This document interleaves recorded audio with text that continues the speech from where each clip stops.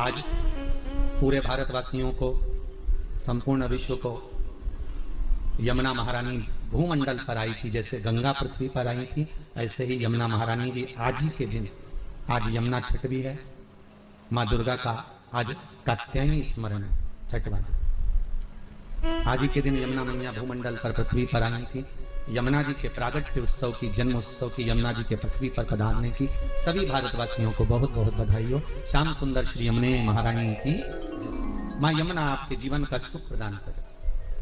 आज पूरे भारत की भूमि पर आज का जो दिन होता है, नवरात्रि का जो छठा दिन होता है, यमुना महारानी के प्रागट्य का रहता है। इसलिए छठे दिन के पहले पंचमी, छठ और सप्तमी, ये 3 दिन ऐसे रहते हैं कि इस बीच में जो माता कात्यायनी का दिन होता है और यमुना जी का प्रगट दिवस होता है, इस दिन जैसे एक नदी का संचार भूमंडल पर आता है, तो थोड़ा ना थोड़ा प्रत्येक देश में, प्रदेश में चारों तरफ थोड़ा थोड़ा हवा का संचार रहता है।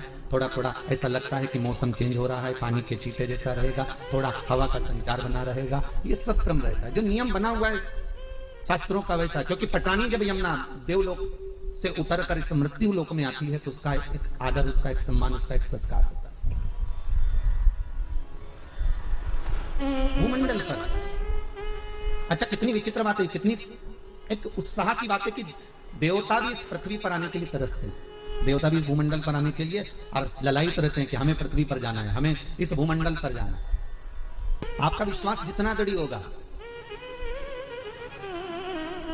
आपका भरोसा जितना प्रबल होगा, उतना भगवान मिलेगा, उतनी भगवत तत्व की प्राप्ति है। जब तक राम तुम्हारे अंदर नहीं आ सकता, कब आएगा राम?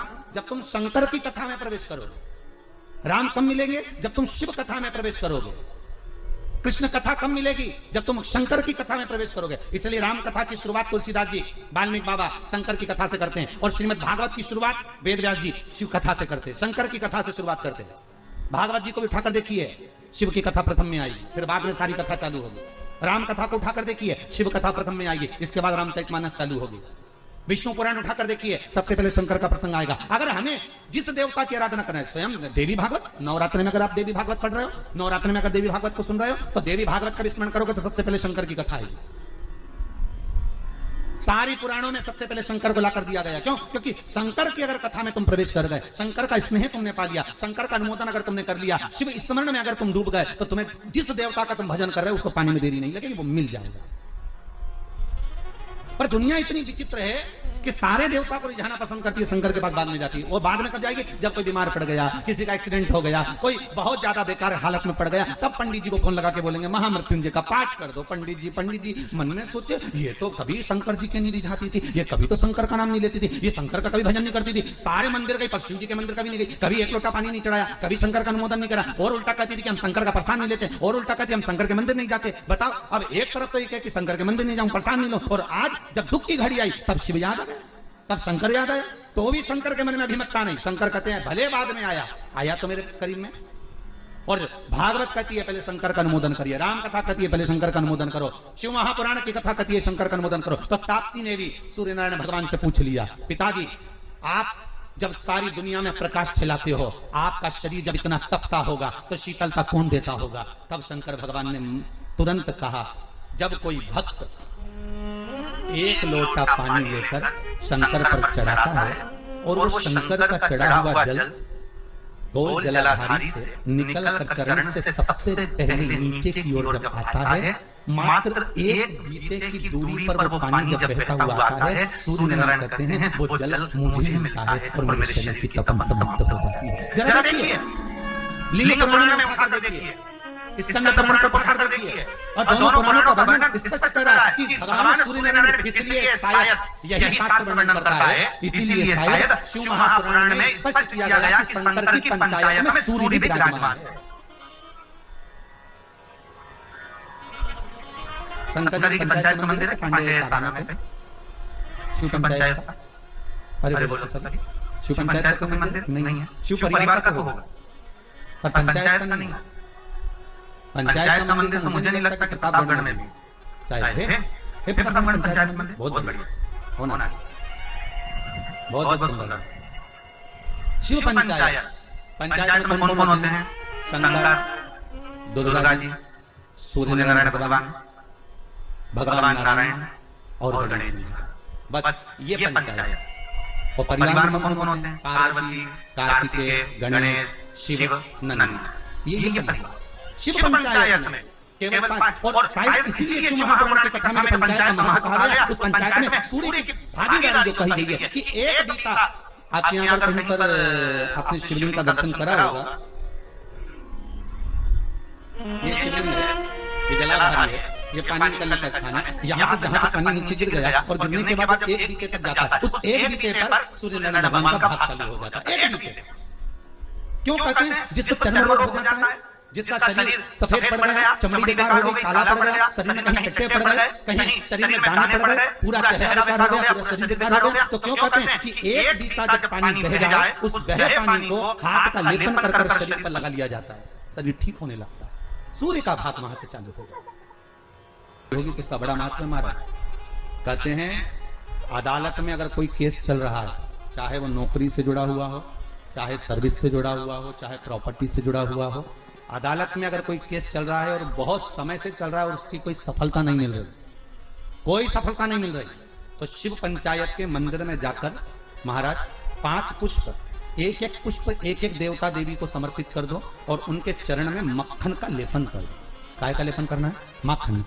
माखन का लेपन कर दो।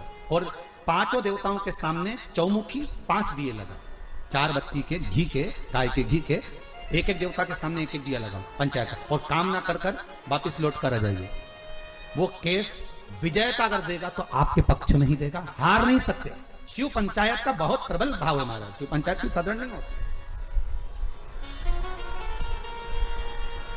कोई लड़का लड़की का विवाह हुआ हो, तलाक हो गया हो, दूसरी बार शादी नहीं हो रही हो, बहुत परेशान हो गए और विवाह नहीं जम रहा हो, तो शिव पंचायत के मंदिर में बैठकर 5 देवताओं पर जल और उस जल में चंदन मिलाकर चढ़ाया जाता है महाराज। केवल 3 प्रदोष चढ़ा देते हैं, चौथी प्रदोष तक तो बाबा कृपा ही कर देता है महाराज। शिव पंचायत का इतना महत्व है। शिव पंचायत कोई साधारण नहीं होती। शिव पंचायत जिसकी कमर का गुरिया खसक गया हो, या घुटने की हड्डी खसक गई हो, या हाथ पैर कहीं की भी कोई हड्डी खसक गई है महाराज, और डॉक्टर अपना काम कर रहे हैं, गुड़िया नहीं जम रहा, और आपको केवल दवाई से ही अच्छे होना है, तो मूंग, हरी जो मूंग होती है, वो शिव पंचायत के मंदिर में कम से कम 5 या 7 दिन तक चढ़ाएं। उसी मूंग को वापस उठा कर लाएं और उसको सुबह सुबह पानी में गलाकर खाना चालू कर दे। बाबा चाहेगा तो 15 दिन नहीं लगते, गुड़िया अपनी जगह पर बैठ जाता। शिव पंचायत, शिव पंचायत का बड़ा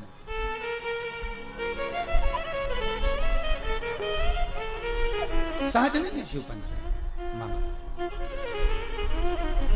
तो भगवान शंकर की कथा कह रही है। अगर कहा मान लो मैंने कह दिया, ताप्ती कहती है मैं पिताजी से पूछूं, तो पिता से कहा पिताजी आपके शरीर पर इतनी देर ताप पड़ती है, ए बाबुल ए पिता। ताप्ती छोटी थी तो कह देती थी पिता से तुरंत जाकर। छोटी बेटी में और बड़ी बेटी में अंतर होता है। बड़ी बेटी मर्यादा में रहती है, बोलती कम है, और छोटी तो तड़ तड़ बोल बुला के बोझ जाए।